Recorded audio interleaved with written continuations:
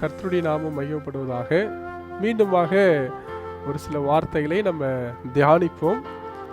எப்படியாப்பட்ட ஒரு காரியம் என்றால், இன்றைக்கு நாம் படிக்க போகிற அந்த காரியமானது ஆவிக்குரிய வளர்ச்சிக்கு தடை. நம்முடைய ஆவிக்குரிய வாழ்க்கை வளராமல் இருப்பதற்கு, ஆண்டவருக்கு பிரியமில்லாத ஒரு வாழ்க்கையா இருப்பதற்கு எந்தெந்த காரியங்கள் நம்முடைய வாழ்க்கையில தடையா இருக்கிறது என்பதை குறித்து நம்ம தியானிக்க போகிறோம். முடிந்தால் இன்றைக்கு நாம் படிக்க போற ஒவ்வொரு காரியத்தையும் நீங்கள் எழுதி கொள்ளலாம், அல்லது அந்த காரியத்தை நீங்கள் மனதில் பதிய வைத்துக் கொள்ள வேண்டும் என்று இந்த நேரத்திலே கேட்டுக்கொள்கிறேன். ஏனென்றால் அநேக பேருடைய ஆவிக்குரிய வளர்ச்சி பார்த்தீங்கன்னா, ஆரம்பத்தில் இருந்தது போல கடந்து வருகின்ற வாழ்க்கையில் இல்லாமல் போய்விடுகிறது. ஆரம்பத்தில் அவங்களுடைய ஆவிக்குரிய வளர்ச்சியானது ஆண்டவருக்கு பிரியமானதாக இருக்கும். போக போக அந்த ஆவிக்குரிய வளர்ச்சி, அந்த வாழ்க்கை அப்படியே குறைந்து கொண்டு போவதை நம்மால் பார்க்க முடியும்.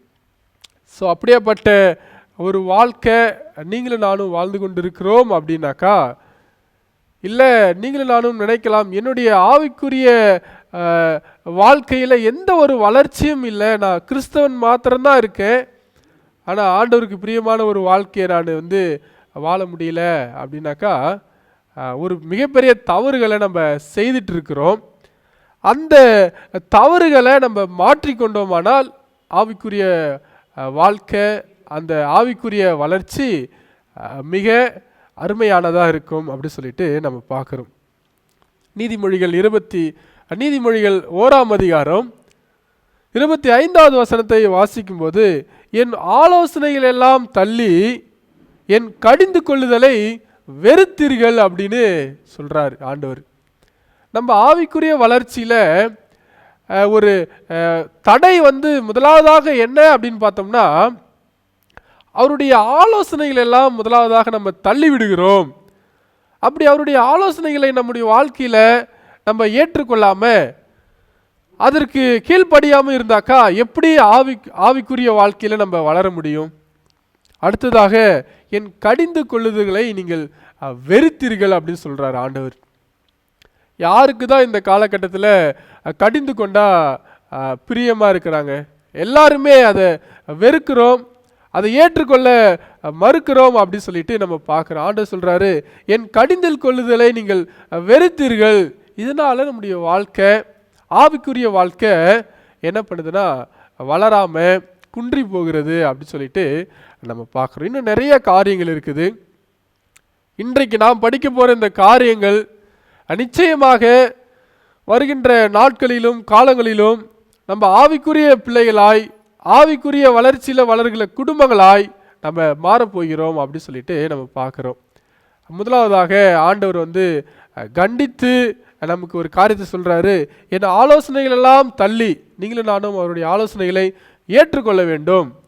அடுத்ததாக, அவர் நம்மளை கடிந்து கொள்ளும் போது அதை நம்ம வெறுக்காம அதை நம்ம ஏற்றுக்கொண்டு அதன்படி நடக்கும்போது நிச்சயமாக ஆசீர்வாதங்களை பெற்றுக்கொள்கிறோம்.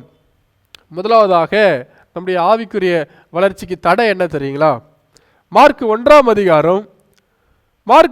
அதிகாரத்தில் 38வது வசனத்தை வாசிக்கும்போது, மார்க் 1:38 வாசிக்கும்போது இப்படியாக சொல்லுது, அவர்களை அவர் நோக்கி, அடுத்த ஊர்களிலும் நான் பிரசங்கம் பண்ண வேண்டுமானதால் அவ்விடங்களுக்கு போவோம் வாருங்கள், இதற்காகவே புறப்பட்டு வந்தேன் என்று சொல்லி அப்படி சொல்லிட்டு ஆண்டவர் சொல்றாரு. அப்ப ஆண்டவராகிய இயேசு கிறிஸ்துவுடைய வாழ்க்கையில ஒரு காரியம் இருந்தது. அது எந்த காரியம்னாக்கா, இதை நீங்க எழுதி வச்சுக்கோங்க, அனுதினம் திட்டம் நம்முடைய வாழ்க்கையில இல்லாததால தான் ஆவிக்குரிய வளர்ச்சி இல்லாம நம்ம இருக்கிறோம். ஆவிக்குரிய வளர்ச்சியில நம்ம குன்றி காணப்படுகிறோம், வளர்ச்சி இல்லாமல் காணப்படுகிறோம். அனுதின திட்டமானது நம்முடைய வாழ்க்கையில இருக்கணும். ஆண்டவர் என்ன பண்றாருன்னா, வேற ஒரு இடத்திற்கு நான் போக வேண்டும் என்பதற்காக அவர் என்ன பண்றாருன்னா திட்டமிட்டு தன்னுடைய ஊழிய பயணத்தை தொடங்குறாரு. தன்னுடைய ஊழியத்தை செய்து முடித்தாரு அப்படின்னு சொல்லிட்டு நம்ம பார்க்கிறோம். அதான் வசனம் சொல்லுது, அவர்களை அவர் நோக்கி அடுத்த ஊர்களிலும் நான் பிரசங்கம் பண்ண வேண்டுமானதால் அவ்விடங்களுக்கு போவோம் வாருங்கள், இதற்காகவே புறப்பட்டு வந்தேன் என்று சொல்லி. அப்போ ஆண்டவர் ஏற்கனவே அவருடைய திட்டங்களை ஒவ்வொரு நாளிலும் இந்த நாட்களிலே நான் எந்த ஊழியத்தை செய்ய வேண்டும், எந்த பட்டணத்துக்கு நான் புறப்பட வேண்டும், யாரை சந்திக்க வேண்டும் என்று ஆண்டவர் அனுதினம் திட்டத்தை தீட்டினார் அப்படி சொல்லிட்டு நம்ம பார்க்குறோம். நம்முடைய வாழ்க்கையிலும் கூட அனுதின திட்டம் இல்லாமல் போனதால தான் நம்முடைய வாழ்க்கை சீர்கெட்டு இருக்கிறது. நம்முடைய வாழ்க்கை எந்த ஒரு வளர்ச்சியும் காணாமல் இருக்கிறது அப்படின்னு பார்க்குறோம். அனுதினமும் நம்முடைய திட்டங்களை நாம் தீட்ட வேண்டும். எந்த நேரத்துக்கு எழுந்திர வேண்டும், எழுந்து எந்த காரியங்களை செய்ய வேண்டும், எந்த விதமான வேதாகாம வார்த்தைகளை வாசிக்க வேண்டும், குடும்பங்களை எந்த விதத்தில் நடத்த வேண்டும், யாருக்கு என்னென்ன உதவிகளை செய்ய வேண்டும், இந்த நாட்களிலே எந்த செய்கையை எந்த திட்டத்தை நான் செய்து முடிக்க வேண்டும் என்கிற ஒரு திட்டத்தை நாம் தீட்ட வேண்டும். இதுதான் முதலாவதாக நீங்கள் நானும் செய்ய வேண்டியது, அனுதின திட்டம். ஒரு நாளைக்கு 24 மணி நேரத்தை, அந்த நேரத்தில் இந்த வேலைகளை நான் செய்து முடிக்க வேண்டும், இவைகளை செய்ய வேண்டும், இவைகளை இந்த காரியத்திலெல்லாம் நான் என்னுடைய வாழ்க்கையில் நிறைவேற்றி காட்ட வேண்டும் என்று ஒரு திட்டத்தை தீட்டக்கூடியவர்களாய் நீங்கள் நானும் இருக்கிறோம். இப்படி திட்டங்களை தீட்டும் போதே நம்முடைய ஆவிக்குரிய வாழ்க்கை மாத்திரமல்ல, நம்முடைய அனுதின வாழ்க்கையும் கூட வளர்ச்சி அடைகிறதை உங்களால் காண முடியும். முதலாவதாக அனுதின திட்டத்தை நீங்கள் தீட்ட வேண்டும். அடுத்ததாக லூக்கா 11ஆம் அதிகாரத்தில் 1வது வசனத்தை வாசிக்கும் போது அதில் ஒரு காரியத்தை ஆண்டவர் கற்றுக் கொடுக்கிறார். நீங்கள் ஆவிக்குரிய வளர்ச்சியில் வளர்வதற்கு ஒரு பாடத்தை ஆண்டவர் அந்த இடத்துல வைத்திருக்கிறார். ஒன்றுமே கற்றுக்கொள்ள விருப்பமே நமக்கு கிடையாது. இதனால தான் நம்முடைய வாழ்க்கையில் எந்த வளர்ச்சியும் இல்லை. ஏதாவது ஒன்றை ஒரு நாளைக்குள் கற்றுக்கொள்ள வேண்டும் என்கிற விருப்பம் நம்மிடத்தில் இருக்க வேண்டும். வசனங்களை நான் வாசிக்கிறேன். லூக்கா 11ஆம் அதிகாரம் 1வது வசனம். அவர் ஒரு இடத்தில் ஜெபம் பண்ணி முடித்த பின்பு கர்த்தர் அவருடைய சீஷரில் ஒருவன் அவரை நோக்கி, ஆண்டவரே, யோவான் தன் சீஷருக்கு ஜெபம் பண்ண போதித்தது போல நீரும் எங்களுக்கு போதிக்க வேண்டும் என்றான்.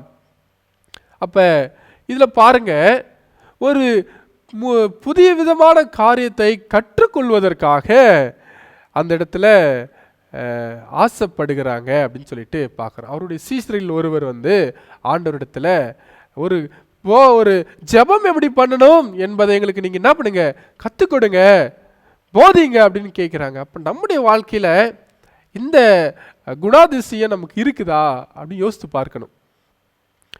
ஒன்றை கற்றுக்கொள்வதற்கு, ஏதாவது ஒன்றை ஒரு நாளிலே புதிய காரியத்தை கற்றுக்கொள்வதற்கு நீங்கள் நானும் விருப்பப்பட வேண்டும்.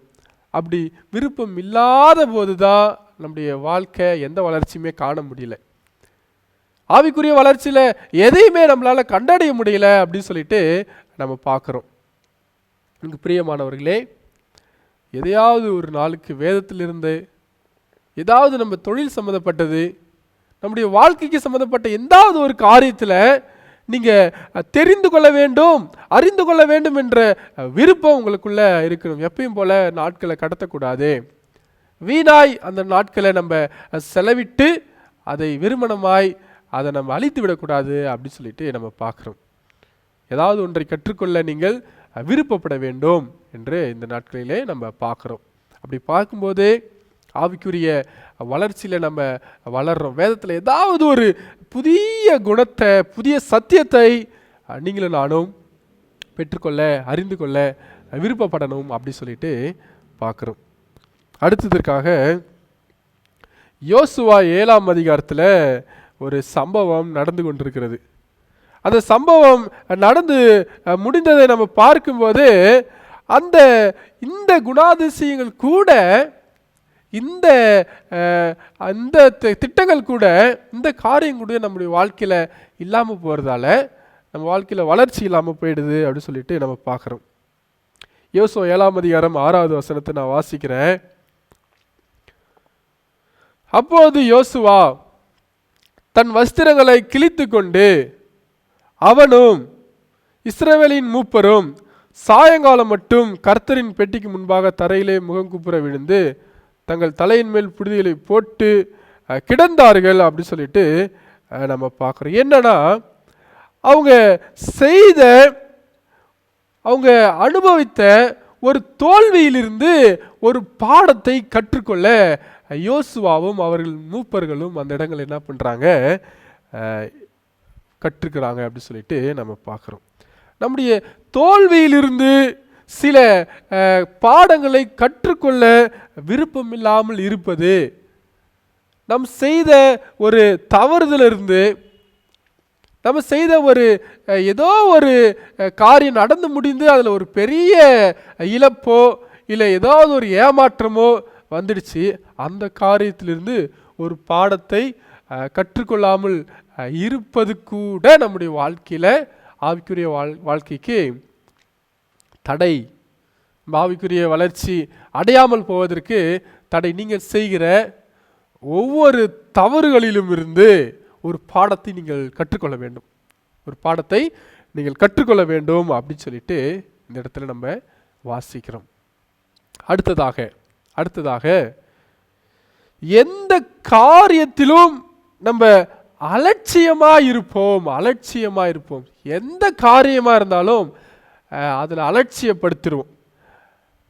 வேதவசனங்கள் வாசிக்கும் போது ஏசாயா 22ல் ஒரு காரியத்தை சொல்கிறாங்க. அலட்சியப்படுத்துறதால நம்முடைய வாழ்க்கை வளராமல் போகுது. ஒரு சின்ன காரியமாக இருந்தாலும் அலட்சியமாக எடுத்துக்கூடாது. நமக்கு கொடுக்கப்பட்ட பொறுப்புகள், நாம் இருக்கிற இடங்கள், ஒரு சின்ன காரியமாக இருந்தாலும் கூட அதை நம்ம அலட்சியப்படுத்தாமல் அதை பொறுப்பெடுத்து செய்யும்போது அதனுடைய ஆசீர்வாதங்கள் நமக்கு அதிகமாக இருக்குது. நம்முடைய வாழ்க்கை மேலும் மேலும் வளர்கிறது என்பதை நம்ம பார்க்க முடியுது.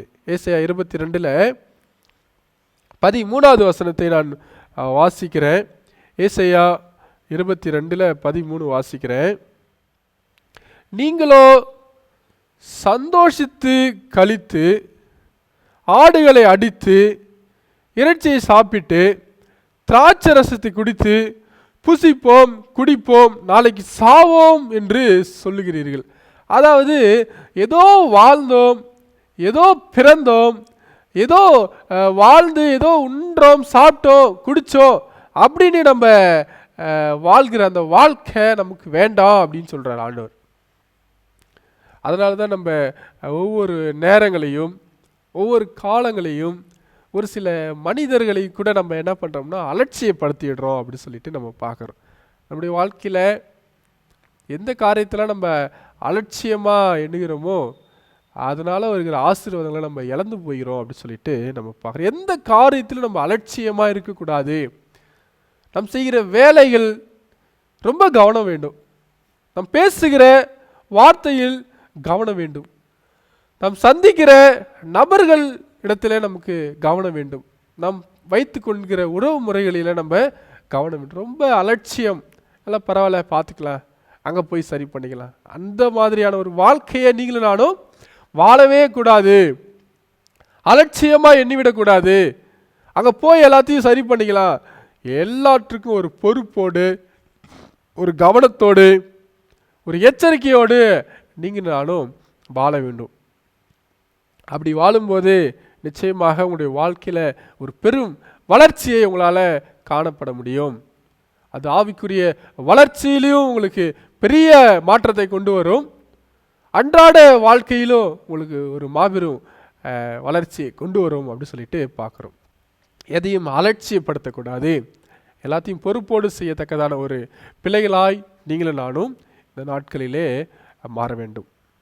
அடுத்ததாக 1 கொரிந்தியர் 9ஆம் அதிகாரம் 1 கொரிந்தியர் 9ஆம் அதிகாரத்தில் ஒரு வசனம், அருமையான வசனங்கள். என்னன்னா, நிறைய பேருக்கு சுய கட்டுப்பாடு இல்லாம போயிடுது. சுய கட்டுப்பாடு அநேக பேருடைய இடங்களிலே காணப்படாம போயிடுது. அதனால கூட நம்முடைய வாழ்க்கையில வளர்ச்சி காண முடியல அப்படின்னு வேதவசனம் சொல்லுது. சுய கட்டுப்பாடு நிச்சயமாக நம்முடைய வாழ்க்கையில இருக்கணும்.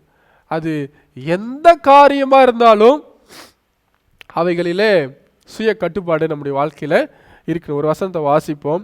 1 கொரிந்தியர் 9ஆம் அதிகாரத்தில் 27வது வசனத்தை வாசிக்கும் போது, மற்றவர்களுக்கு பிரசங்கம் பண்ணுகிற நான் தானே ஆகாதவனாய் போகாத படிக்கு என் சரீரத்தை ஒடுக்கி கீழ்ப்படுத்துகிறேன் அப்படின்னு சொல்றாரு. நிறைய பேர் மற்றவர்களுக்கு சொல்றதுனா ஈஸியா சொல்லிடுவாங்க, மற்றவர்களுக்கு அட்வைஸ் பண்றதுனா ஈஸியா பண்ணிடுவாங்க. ஆனா அவங்க இடத்துல அது இருக்குமா அப்படின்னாக்கா அது கொஞ்சம் கடினமானது தான். ஆனால் ஆண்டவர் சொல்றாரு, மற்றவர்களுக்கு ஆண்டவர் உன்னை ஒரு விளக்காகவும் ஒரு உப்பாகவும் வைத்திருக்கும் போதே நீர் எப்படியாப்பட்ட ஒரு வாழ்க்கையை வாழணும் அப்படின்னாக்கா சுய கட்டுப்பாடோடு கூட வாழ வேண்டும். சரீரத்தை ஒடுக்கி ஆள வேண்டும். உணவிலும் சரி, பணத்திலும் சரி, உலக பிரகாரமான காரியங்கள் எதுவாக இருந்தாலும் சரி, அவைகளிலே நீங்க சுய கட்டுப்பாடோடு இருக்க வேண்டும். உங்களுக்குன்னு ஒரு சுய கட்டுப்பாடு, வேதத்தால் சொல்லப்பட்ட சுய கட்டுப்பாடோடு கூட வாழும்போது நிச்சயமாக ஒரு வளர்ச்சியை நம்முடைய வாழ்க்கையில பார்க்க முடியும். அடுத்ததாக சங்கீதம் 19ல் ஒரு காரியம். இந்த காரியங்கள் எல்லாம் நீங்க எழுதி வைத்து கொண்டீங்கன்னா அதுவே உங்களுடைய வாழ்க்கையில ஒரு பெரிய வளர்ச்சியை கொடுக்கும், நிச்சயமாக கொடுக்கும். நிச்சயமாக உங்களுடைய வாழ்க்கை இன்றைக்கு இருக்கிற அந்த நிலைமையை விட இப்போ நாம் தியானித்து கொண்டு வருகிற, படித்து கொண்டு வருகிற இந்த குணாதிசயங்களை நம்முடைய வாழ்க்கையில் கடைபிடிக்கும் போது நிச்சயமாக பெரிய வளர்ச்சியை உங்களாலும் என்னாலும் பார்க்க முடியும் என்பதை நம்ம மறந்துவிடக்கூடாது. சங்கீதம் 19ல் ஒரு வசனங்கள்லாம் எடுத்து பாருங்க. பார்க்கும்போது அந்த வசனம் என்ன சொல்லுதுன்னா, சங்கீதம் 19:12 சொல்லுது, தன் பிழைகளை உணர்கிறவன் யார், மறைவான குற்றங்களுக்கு என்னை நீங்களாக்கும் அப்படின்னு சொல்லிட்டு சொல்றாங்க. இது என்ன வசனம்? இந்த வசனம் என்ன சொல்லுதுன்னு உங்களால கொஞ்சம் யோசித்து பார்க்க முடியுதா? தன்னுடைய பிழைகளை யாரு தான் உணர்றாங்க? யாருமே உணர மாட்டாங்க. நான் என்னிடத்தில் இருக்கிற அந்த தவறுகளையும் என்னிடத்தில் இருக்கிற அந்த குறைகளையும் என்றைக்கு நீங்களும் நானும் உணர்கிறோமோ அன்றைக்கு தான் உங்களுடைய வாழ்க்கையிலும் என்னுடைய வாழ்க்கையிலும் நம் அனைவருடைய குடும்பங்களிலும் ஒரு மாற்றத்தை பார்க்க முடியும். தன்னுடைய பிழைகளை உணர்கிறவன் யார்? நீங்களும் நானா இருக்கலாமே. நம்முடைய பிழைகளை, நம்முடைய குறைகளை நாம் உணர்ந்து அதை மாற்றி அதை சரி செய்து கொள்ளும்போது நம்முடைய வாழ்க்கை நிச்சயமாக ஒரு தேவனுக்கு பிரியமான ஒரு வாழ்க்கையாகவும் எல்லாருடைய பிரியமான ஒரு வாழ்க்கையாகவும் இருக்கும் என்பதை இந்த இடத்துல நிச்சயமாக நம்மளால் சொல்ல முடியும். தன்னுடைய குறைகளை நீங்கள் உணருங்க. முதலாவது தன்னிடத்தில் இருக்கிற குறைகளை நீங்கள் உணர வேண்டும் என்று வேதாகமம் இந்த இடத்துல சொல்லுகிறது. நீதிமொழிகள் 18 இன்னொரு குணாதிசயங்கள். நீதிமொழிகள் 18 நம்ம வாசிக்கும் போது 1வது வசனத்தை நான் வாசிக்கிறேன் பாருங்க. இந்த காரியம், இந்த ஆலோசனை நம்ம அனைவருடைய குடும்பங்களிலும் இருக்க வேண்டும். இந்த ஆலோசனை நம்முடைய குடும்பங்களில் இல்லைன்னா நம்ம குடும்பத்தில் வளர்ச்சியை பார்க்க முடியாது. ஒரு தனிப்பட்ட வாழ்க்கையில ஒரு வளர்ச்சி, ஒரு மாற்றத்தை பார்க்க முடியாது அப்படின்னு நம்ம பார்க்குறோம். 1வது வசனத்தை வாசிக்கிறோம். பிரிந்து போகிறவன் தன் இச்சையின்படி செய்ய பார்க்கிறான், எல்லா நாணத்திலும் தலையிட்டு கொள்கிறான் அப்படின்னு வேதவசனம் சொல்லுது. ஒற்றுமையை விரும்பாம போவது நம்முடைய வாழ்க்கையில ஒரு வளர்ச்சிக்கு தடையா இருக்கிறது. ஒற்றுமையை விரும்ப கத்துக்கணும், குடும்பமாய் வாழ கத்துக்கொள்ளணும். நண்பர்களாய் சேர்ந்து இருக்க கற்றுக்கொள்ளணும். ஒரு ஒழுக்கமுள்ள ஒரு குடும்பமாய், ஒரு ஒழுக்கமுள்ள நண்பர்களாய் நம்ம இருக்க கற்றுக்கொள்ளணுமே தவிர பிரிந்து போகிற அந்த குணங்கள் நம்ம மத்தியில் வரக்கூடாது. ஒரு ஒற்றுமை விரும்பாம நீங்கள் நானும் இருந்தோம்னா நிச்சயமாக அது யாருடைய வாழ்க்கையில எந்த ஒரு மாற்றத்தையும் கொடுக்காது என்பதை என்னால் நிச்சயமாய் சொல்ல முடியும். ஒற்றுமையை நீங்கள் நானும் விரும்ப வேண்டும் அப்படின்னு சொல்லிட்டு பார்க்குறோம். மார்க் 7ஆம் அதிகாரம் அடுத்த காரியம். மார்க் 7ஆம் அதிகாரத்தில் ஒரு வசனம், மார்க் 7:37 நான் வாசிக்கிறேன். மார்க் 7:37 நான் வாசிக்கும்போது, எல்லாவற்றையும் நன்றாய் செய்தார், செவிடர் கேட்கவும் ஊமையர் பேச பண்ணுகிறார் என்று சொல்லி மேன்மேலும் ஆச்சரியப்பட்டார்கள். அதாவது எந்த ஒரு காரியமாக இருந்தாலும் அதை சிறப்பாய் செய்து முடிக்கணும். சிறப்பாய், சின்ன ஒரு வேலையாக இருந்தாலும் சிறப்பாய், நேர்த்தியாய், மிக அழகான முறையில் செய்யக்கூடிய ஒரு பிள்ளைகளாக இருக்கணும். ஏனோ தானமாக செய்கிறத விட ஏதோ வந்தது தான், இவ்வளோதான் பண்ண முடியும், இவ்வளோதான் செய்ய முடியும் என்ற ஒரு அந்த செய்கையை செய்ய நம்ம என்ன பண்ணணும்னா எடுத்து போட்டுட்டு சிறப்பாய் செய்யணும். வசனம் சொல்லுது, எல்லாவற்றையும் ஆண்டவர் நன்றாய் செய்தார். அப்படியாப்பட்ட ஒரு பிள்ளைகளாய் நம்முடைய வாழ்க்கையில் எதை செய்தாலும் நன்றாய், அழகாய், சூப்பராக நம்ம செய்யணும் அப்படின்னு சொல்லிட்டு நம்ம பார்க்குற வசனம் தான் சொல்லுது. மார்க் 7:37, எல்லாவற்றையும் நன்றாய் செய்தார். ஆண்டவரே நன்றாய் செய்யும்போது நீங்களும் நானும் நம்முடைய வாழ்க்கையில் அது எந்த வேலையாக இருந்தாலும், அது எந்த விதமான காரியங்களாக இருந்தாலும் நன்றாய் செய்யணும். அருமையாய் செய்து முடிக்கத்தக்கதான ஒரு பிள்ளைகளாய், விசுவாச பிள்ளைகளாய், கிறிஸ்தவ பிள்ளைகளாய் நீங்களும் நானும் இருக்க வேண்டும் அப்படின்னு சொல்லிட்டு நம்ம எதை செஞ்சாலும் சிறப்பாக செய்யணும். சிறப்பான அது ரொம்ப நேர்த்தியாய் அப்படி செய்ய வேண்டிய ஒரு பிள்ளைகளாக நம்ம இருக்க வேண்டும் அப்படி சொல்லிட்டு நம்ம பார்க்குறோம். அடுத்து ஒரு காரியம், ஆதியாகமம் 3ஆம் அதிகாரத்தில் நம்முடைய முன்னோர் அவர்கள் செய்த அந்த காரியத்தை நீங்கள் என்ன பண்ணணும்னா செய்யக்கூடாதுன்னு தான் வேதம் நமக்கு சொல்லுது. ஆதியாகமம் 3ஆம் அதிகாரம் 3:12 நான் வாசிக்கிறேன். அதற்கு ஆதாம், என்னுடனே இருக்கும்படி தேவரீர் தந்த ஸ்திரீயானவள் அவ்விருட்சத்தின் கனியை எனக்கு கொடுத்தால் நான் புசித்தேன். இந்த வசனம் எதை குறித்து பேசுதுன்னு நமக்கு நல்லாவே தெரியும். எதை குறித்து பேசுதுன்னா, மற்றவர்கள் மேலே பழியை போட்டு தப்பித்து கொள்கிற அந்த குணாதிசயத்தை குறித்து பேசுது. நம்ம தவறு செஞ்சோன்னா அது ஏன் தவறு தான், நம்ம ஏதோ ஒரு மிஸ்டேக் பண்ணிட்டோம்னா அது என்னுடைய மீறுதல் தான் அப்படின்னு ஒத்துக்கொள்கிற அந்த மனப்பான்மை அநேக பேருடைய வாழ்க்கையில் இல்லாமல் இருக்குது. இன்றைக்கு யார் மேலேயாவது அந்த பழியை தூக்கி போட்டு நம்ம தப்பித்து கொள்ள வேண்டும் என்கிற அந்த குணம் நிச்சயமாக உங்களுடைய வாழ்க்கையிலும் என்னுடைய வாழ்க்கையிலும் இருந்து விடுபட வேண்டும், அதை எடுத்து போட வேண்டும் அப்படின்னு சொல்லிட்டு பார்க்குறேன். ஒத்துக்கொள்ளுங்கள். மற்றவர்கள் மேலே தப்பை போட்டுட்டு நம்ம தப்பித்து கொள்ள வேண்டிய எந்த ஒரு அவசியம் கிடையாது. தவறு செய்தோம், அந்த தவறுக்கான தவறை ஒற்றுக்கொள்வதனால அதற்கப்புறம் தான் ஆண்டவருடைய ஆசீர்வாதம் நம்மளால் பெற்றுக்கொள்ள முடியும். உங்கள் குடும்பங்களிலும் சரி, உங்கள் கணவன், மனைவி, பிள்ளைகள், உற்றார் யாரிடத்தில் இருந்தாலும் சரி, நீங்கள் செய்த தவறை ஏற்றுக்கொண்டு மன்னிப்பு கேட்டு பாருங்க, பெரிய மாற்றத்தை, பெரிய வளர்ச்சியை உங்களால் காண முடியும் அப்படின்னு சொல்லிட்டு நம்ம பார்க்குறோம். யோனா 1ஆம் அதிகாரத்தில் ஒரு காரியத்தை அவர் செய்திருக்கிறார். என்ன யோனா பண்ணியிருக்கிறாரு அப்படின்னாக்கா, 1ஆம் அதிகாரத்தில் 6வது வசனத்தை நான் வாசிக்கிறேன் பாருங்க. அப்போது மாலுமி அவனிடத்தில் வந்து, நீ நித்திரை பண்ணுகிறது என்ன? எழுந்திருந்து உன் தேவனை நோக்கி வேண்டிக்கொள், நாம் அழிந்து போகாதபடி சுவாமி ஒருவேளை நம்மை நினைத்தருளுவார் என்றார். அதாவது வாய்ப்புகளை சரியாக பயன்படுத்த கற்றுக்கொள்ள வேண்டும். வாய்ப்புகளை சரியாக பயன்படுத்த கற்றுக்கொண்டு விட்டோமானால் எல்லாவற்றிலும் நம்ம வளர்ச்சிகளை காண முடியும், வளர்ச்சிகளை பார்க்க முடியும் அப்படின்னு சொல்லிட்டு பார்க்குறோம்.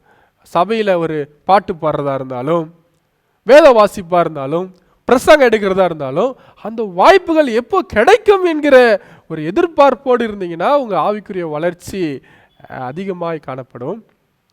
இன்னும் நம்ம குடும்பங்களிலே மன்னிப்பு கேட்பதா இருந்தாலும் சரி, மற்றவர்களோடு கூட நம்முடைய உறவு முறைகளை ஏற்படுத்தி கொள்வதாக இருந்தாலும் சரி, அந்த வாய்ப்புகளை கிடைக்கும் போது நம்ம சரியாய் பயன்படுத்தி கொண்டோமானால் அந்த வாழ்க்கையும் கூட நல்லது ஒரு வளர்ச்சியை காணும் என்பதை நீங்களும் நானும் மறந்துவிடக்கூடாது. பிரியமானவர்களே, வாய்ப்புகளை சரியாக ஆண்டவருடைய நாமம் மகிமைப்படத்தக்கதாக அவைகளை நீங்கள் நானும் பயன்படுத்தி கொள்ளும்போது பெரிய வளர்ச்சியையும் மாற்றத்தையும் ஆசீர்வாதத்தையும் உங்களுடைய வாழ்க்கையில் பார்க்க முடியும் என்று நம்ம வாசிக்கிறோம். பிரசங்கி 7ஆம் அதிகாரம் 16வது வசனத்தில் இந்த குணாதிசயத்தை முற்றிலுமாக நீங்களும் நானும் வெறுக்க வேண்டும், நம்முடைய வாழ்க்கையிலிருந்து இந்த குணாதிசயங்களை எடுத்து போட வேண்டும் அப்படின்னு சொல்லிட்டு பார்க்குறோம். பிரசங்கி 7:16 வாசிக்கும் போது சொல்லுது, மிஞ்சிற நீதிமானா இராதே, உன்னை அதிக நாணயமாக்காதே, உன்னை நீ ஏன் கெடுத்துக்கொள்ள வேண்டும் அப்படி சொல்லிட்டு பார்க்குறோம். அப்போ என்னன்னா, எல்லாம் எனக்கு தான் தெரியும், நான் தான் எல்லாம் என்கிற அந்த அகந்தை நம்முடைய வாழ்க்கையில் இருக்கக்கூடாது. அது நம்முடைய ஆவிக்குரிய வளர்ச்சிக்கு மிகப்பெரிய ஒரு தடையாக இருக்கிறது. மற்றவர்களுக்கு நமக்கு சொல்லிக் கொடுத்ததே மற்றவங்க தான் என்பதை உணர்ந்து கொள்ளக்கூடிய பிள்ளைகளாக நீங்களும் நானும் இருக்கணும் அப்படின்னு சொல்லிட்டு நம்ம பார்க்குறோம். கடைசியாக ஒரு வசனத்தை வாசித்து நம்ம முடிக்கலாம்.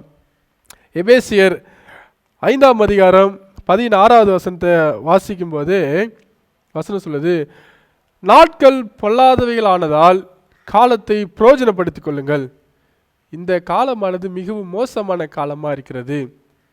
நம்ம இன்னும் ஆவிக்குரிய வாழ்க்கையிலும் வளர்ச்சி இல்லை, நம் அன்றாட வாழ்க்கையிலும் வளர்ச்சி இல்லை, தனிப்பட்ட வாழ்க்கையிலும் வளர்ச்சி இல்லை அப்படின்னாக்கா, இந்த நேரத்தை இன்றைக்கு நாம் தியானித்து கொண்டிருக்கிற இந்த குணாதிசயங்கள் நம்முடைய ஆவிக்குரிய வளர்ச்சிக்கு எதெல்லாம் தடையாக இருக்கிறது என்று படித்து கொண்டு வந்திருக்கிறோம், அந்த காரியங்கள் எல்லாவற்றையும் இந்த நாட்களிலிருந்து நம்முடைய வாழ்க்கையில் அபியாசித்து அதை பிரயோஜனப்படுத்திக் கொள்ள வேண்டும் என்று வேதவசனம் நமக்கு இந்த இடத்துல சொல்லுகிறது. காலத்தையும் நேரத்தையும் பயன்படுத்தி கொள்ள வேண்டும்.